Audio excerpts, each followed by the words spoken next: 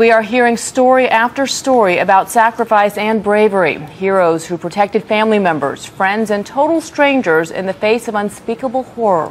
ABC's David Wright is outside the hospital in Aurora to bring us the story of two men who are best of friends. One thought that the other had died, and David has more on their amazing story. Good morning, David. Good morning, Bianna. We're standing outside the Aurora Medical Center, one of 6 area hospitals where survivors are being treated. Men and women, children too, who are lucky to be alive, and they all have a harrowing story to tell, including these two men. Just 3 weeks ago, they were riding high. Kerry Rotman, a former high school football star, got married to the love of his life, and Pierce O'Farrell, one of his best friends, performed the ceremony.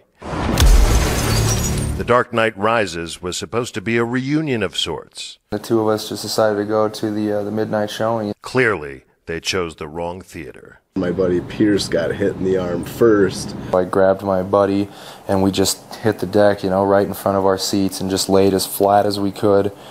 And I just immediately just started praying. He told me, he was like, I got hit.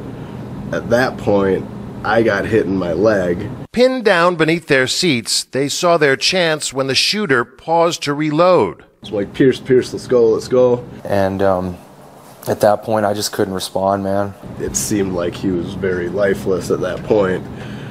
So I let him go and turned around and just kind of bolted out of there.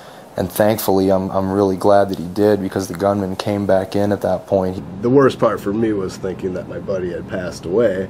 I mean, he just married my wife and I, 3 weeks ago. Pierce O'Farrell says the gunman came awfully close. And his boot was 2 inches from my head, and I was just face down on the ground, just with my eyes closed, and just praying, man. Miraculously, those prayers were answered. The Lord decided that He's going to keep me around. But even through this awful experience, their faith and friendship survived. I keep it pretty simple. I get out of bed every day and I thank Him for another day, and I just let Him lead the way, and He's led me so far. Both men say that they look forward to seeing each other again as soon as they are physically able, and Bianna, both are expected to make a full recovery. Such great news. All right, David, thank you.